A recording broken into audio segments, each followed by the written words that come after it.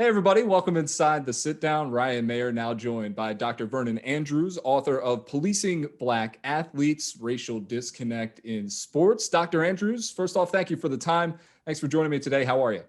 I'm doing just great today on this spring morning up in Chico, California. But no, thank you. Thank you for the interview. This is the first time I've had a chance to talk to the media about the book. So I'm really looking forward to this. Thank you for this chance. Oh, absolutely. And I think it's a book that really is relevant, particularly in this last year of sports, right? Because we've started to find these athletes speaking out more and more about the issues that they find to be important to them. We saw LeBron James with the More Than a Vote initiative that he started along with several other WNBA players, the WNBA players themselves speaking out about their previous owner of the Atlanta Dream, Kelly Loeffler, and her sentiments that she has expressed about the Black Lives Matter movement. So this is something that has been an ongoing topic of conversation dating back, of course, to the original protest from Colin Kaepernick of the San Francisco 49ers when he took a knee to protest the racial injustice and police brutality that he continued to see going on in this country. And we've seen examples of here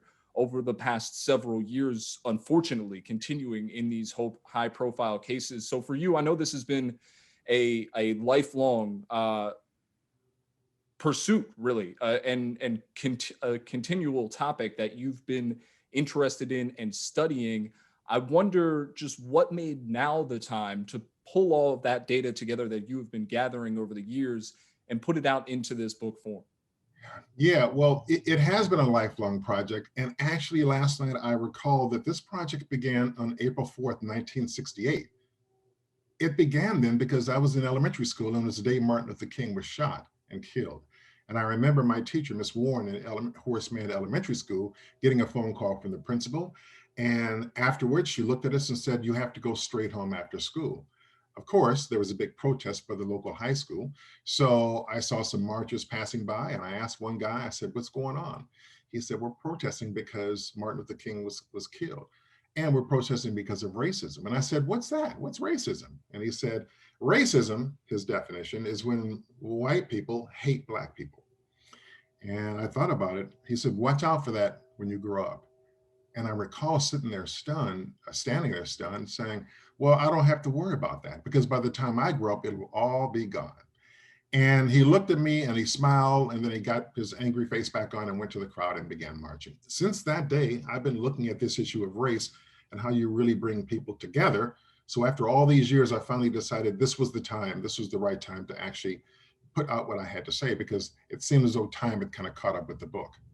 And this book, I think, is really interesting because it dives into a dynamic that is always underlying sports in various different ways. It's the dynamic between those watching at home, the fans who are enjoying the sporting event, and the athletes who, in a majority of these leagues, the NBA, the NFL, MLB, as well, with both not only Black players but also Latin players within the major leagues, is this tension at times where where fans are looking for these players to act a certain way, to celebrate a certain way, and when they aren't or don't conform to those ways in which people want them to act, that's when this backlash comes. So for you, in exploring this dynamic, what did you find? What was some of the psychology that you saw from the fan perspective that really made them react in the ways that they do?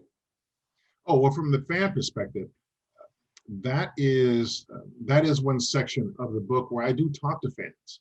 I did a research project with the professor at UC Berkeley, and we surveyed athletes of all sports. We surveyed people who are non-athletes and asked them questions about what they felt. And yeah, many varied comments. And it wasn't even dependent upon race or sport. Many of the people thought that the rules were tight. Others thought the rules were perfect and they were non-racist because they applied to everyone. But as I say, if you have a school in Queens and you tell everyone that they can't wear any headgear to school, there may be a lot of Jewish people who are disproportionately affected by that rule.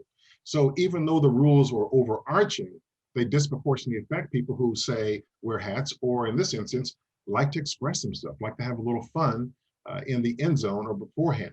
And again, I don't agree with all the behaviors, but I'm just one person. So I would rather say what's good for the whole, and are we making rules that really everyone has a chance to jump in on? And one of the things that really struck me, and you speak in the book about kind of the igniting factor in putting everything together was Colin Kaepernick's protest back in 2016 and throughout the course of that season, and the reaction that was sparked therein. And a lot of that reaction, to sum it up for lack of a better way to do so, I don't want to speak for everybody that was reacting to it, but it seemed to be keep politics out of my sports. I don't want to see politics entering into that arena. This is where I come to relax and get away from the real world. But it's interesting to me because so much of sport, especially the beginning and the pregame leading up to games, is overtly political. We have military flyovers at these games. We're singing the national anthem in and of itself. So where do you think that disconnect kind of comes in a little bit, where those things are okay, but when we're speaking about issues that are important to the athletes, it's less okay, and these reactions become a little bit more vehement? Yes, good question. I think I would summarize it as this, as if they're your politics, you don't mind them, and they're sort of, I don't like to use the phrase white noise, but they're background. Yeah, if it's my politics, I like it. If it's their politics, I don't like it. And that's as simple as I can say it. I wouldn't like certain presidents going out making speeches at halftime. But if it was a president that I liked, maybe so. I'm okay with that. And I think this is how it goes in sports. So if maybe I have an aversion to war, I might have an aversion to jet planes flying overboard. Or if in some instances I feel like my group is severely disadvantaged in society in many areas, then I might find it hypocritical to stand up during the national anthem while all my people back home are saying, why are you doing that? Why are you promoting what's happening to us? Because it can seem to some like athletes are condoning the behavior if they stand and salute the flag. So, but I can completely understand. I can completely understand someone who would be against that. But I think the idea is I think you mentioned before, the naming of the entire thing would be the national anthem protest. If there is, if you call it that, then certainly there's going to be people. But if you say it that it's an American First Amendment protest against brutality, well, then people are forced to look at that brutality. Otherwise, people will turn a blind eye, and people have conveniently looked away from what Colin Kaepernick was kneeling about, and really what the entire issue was, which is he was just saying, stop killing us like this, treat us like human beings. And that point that you bring up there is one of the things that I wanted to touch on with you, is the media's role in these situations and in this conversation, because I was struck at the time, and it was, I forget who had said something to this effect on one of the podcasts I had listened to. I was struck at the time by the way that the entire thing was framed, and it was framed, as you said, as a national anthem protest, and those three words in that order can raise the hackles of anybody, right? To say nothing of what the actual underlying issue that Colin was talking about.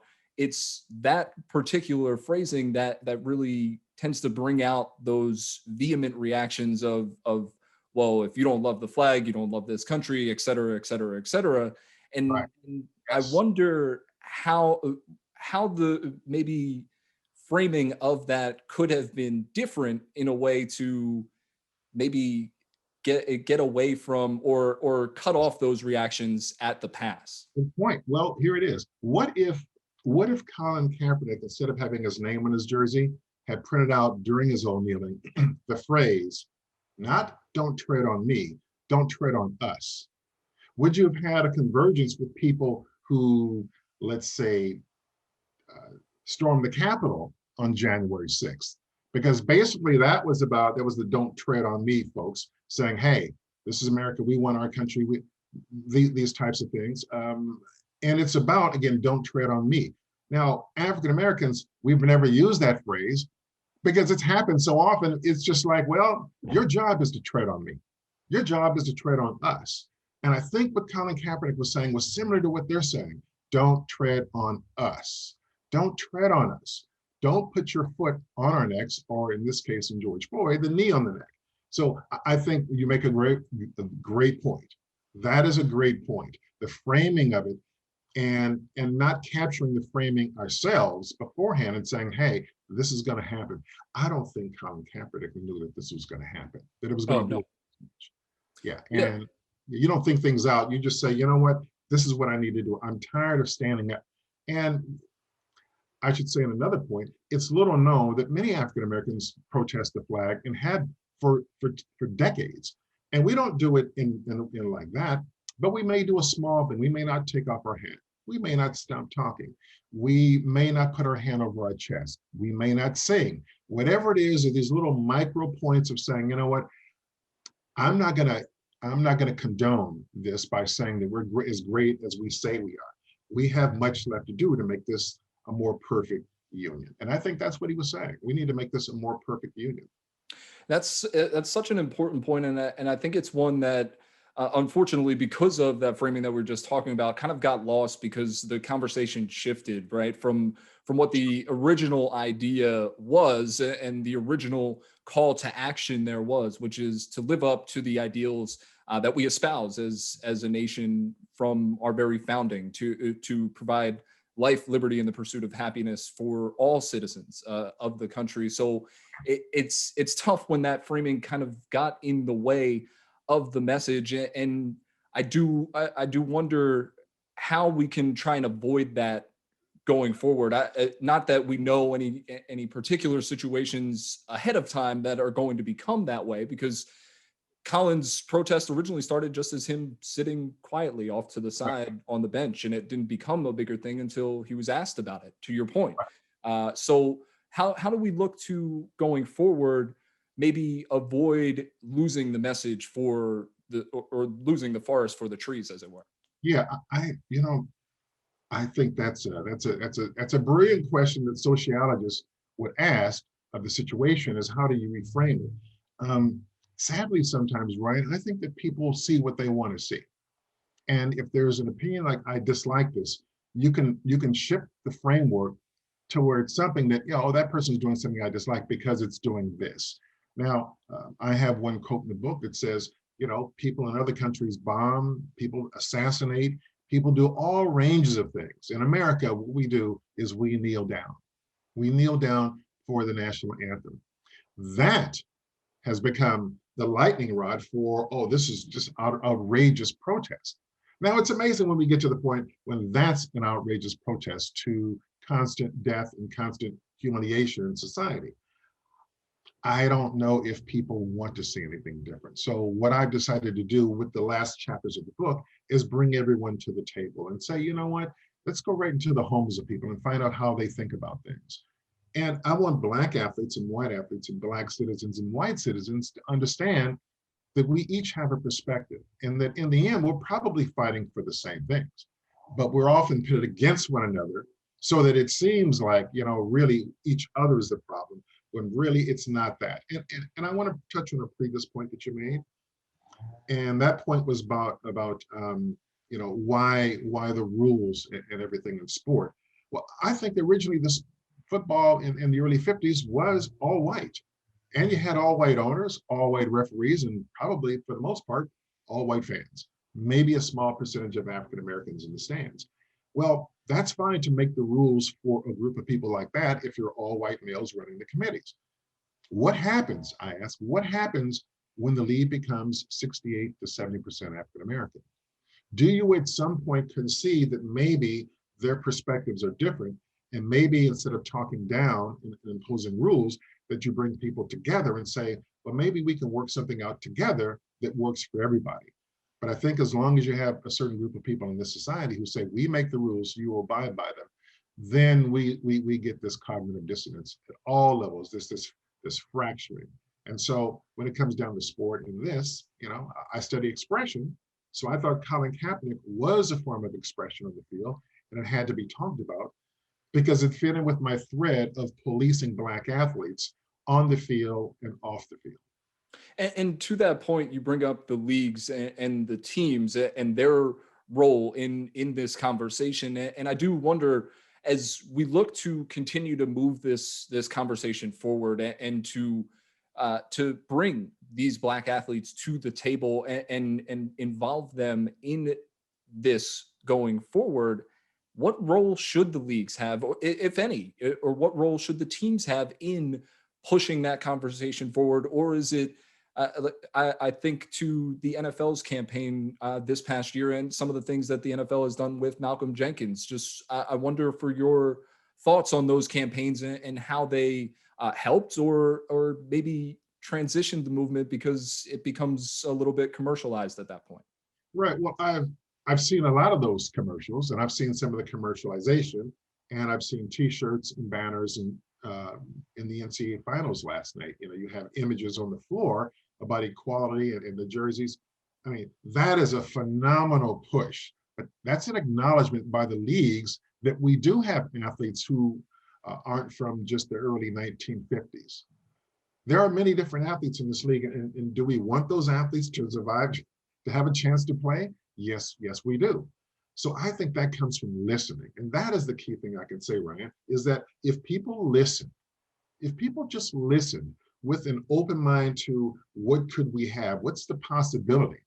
I mean, my goodness, my whole project here is about looking ahead 100 years to a country that is much like the Star Trek Discovery crew. You have all types of people, and it doesn't matter where they're from. If they can do the job, they do the job. And if they move up the ranks, they move up the ranks.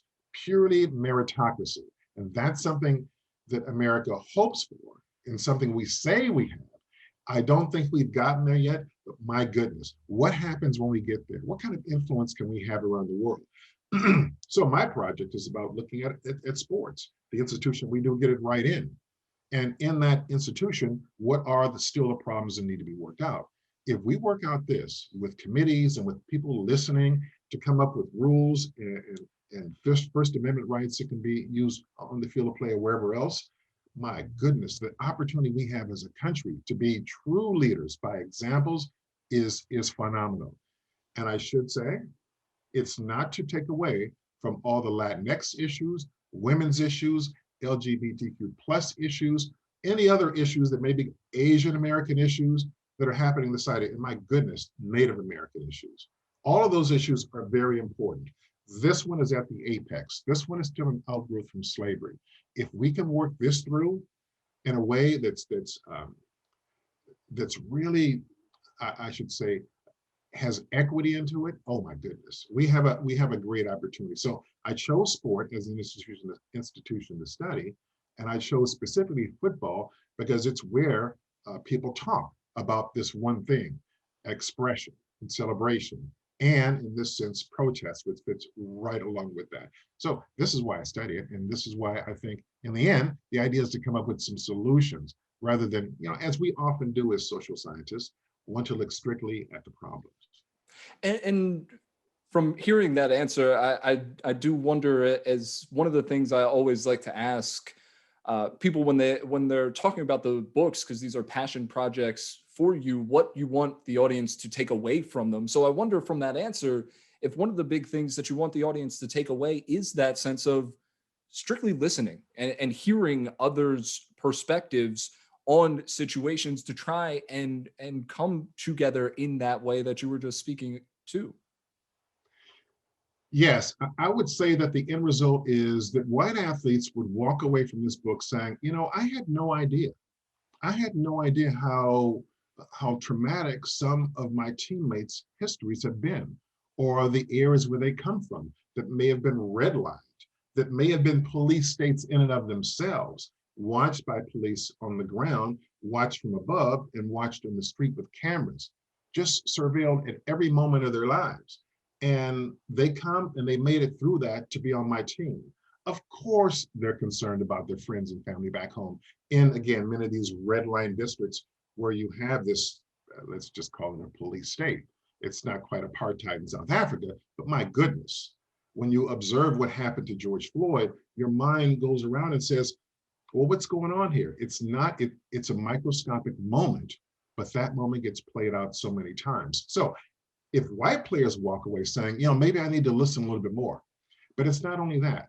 I want African Americans to also look at white athletes. So I go into white athletes' homes. I talk to them about their families, about their church upbringing, about bass fishing with each other. And out of it, you find out that, well, you know what? Those stereotypes I had about whites, well, they're kind of crushed now because there's a lot of variation. There's a lot of difference. And out of that, Black athletes can grow up having appreciation. One thing I say in the book is that my hope is that African Americans can now know what some people say and think about them so they can make a choice and they can alter if they want to, or they can do exactly what they want. But I think it's better to be armed with a lot of background. And if you know that this coach is going to be hurting and you know the players are going to look at you a certain way, maybe you talk to them beforehand.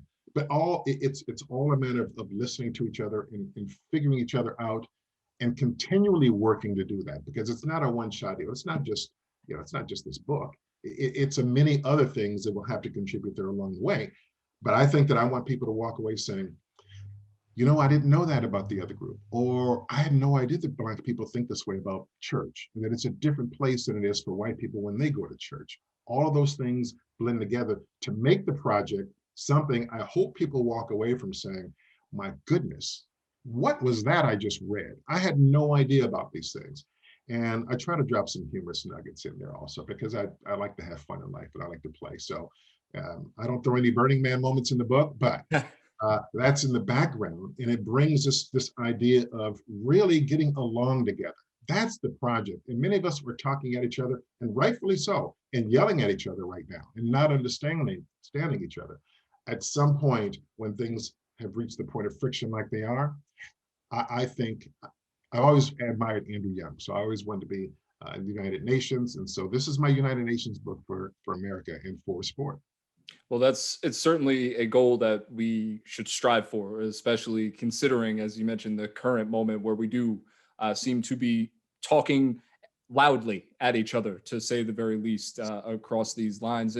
And one other question that I have for you, and it's unrelated to this topic, but it's related to the topic of sports and the psychology of fans, and it's amid the current situation that we have going on, because this pandemic over the last year, we've not seen fans in sporting venues. We're starting to see them come back now, and in varying levels, obviously, state by state, depending on what local health officials are saying. And we saw yesterday the Texas Rangers, a full capacity stadium of fans getting back to the stadium. But I wonder, from your perspective as a psychologist, and thinking about these things, how do you think fans maybe look at going back to arenas at this point? Do you think there's a sense of excitement, or is it kind of an internal tension a little bit based on everything that's gone on this last year?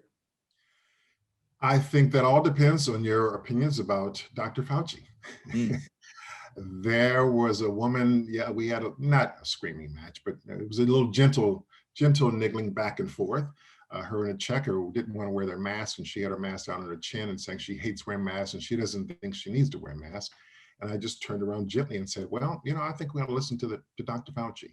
And that just erupted, and they just got all upset and foamed at the mouth. And I just said, okay, I think that determines it. If your belief is that COVID is a hoax and that no one's dying, and it's just a hoax to, I don't know what the hoax would be for. But if you do think that way, you might be rushing to the stadium. You might be glad there's full capacity on an airplane or in a stadium.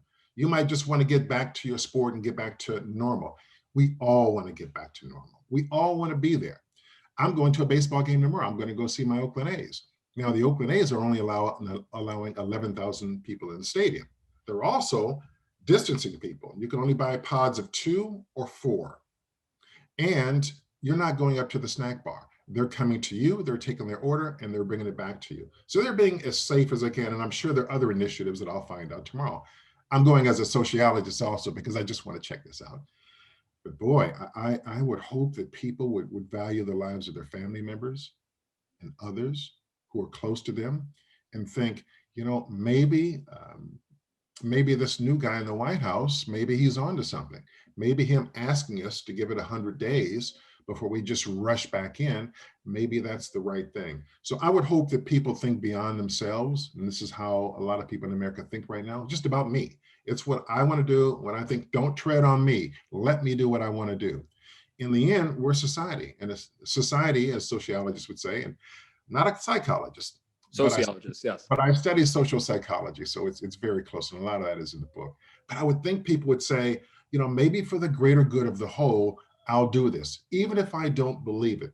Even if I don't believe in wearing seatbelts, maybe I'll have my family put on seatbelts just because it's the law. In the old days, Ryan, back in the 70s, if you got in the car with someone else and put on the seatbelt, people would get upset at you. Don't you think my driving is good? Why don't you think my driving is good? Then people realize there are such things as accidents that you have nothing to do with.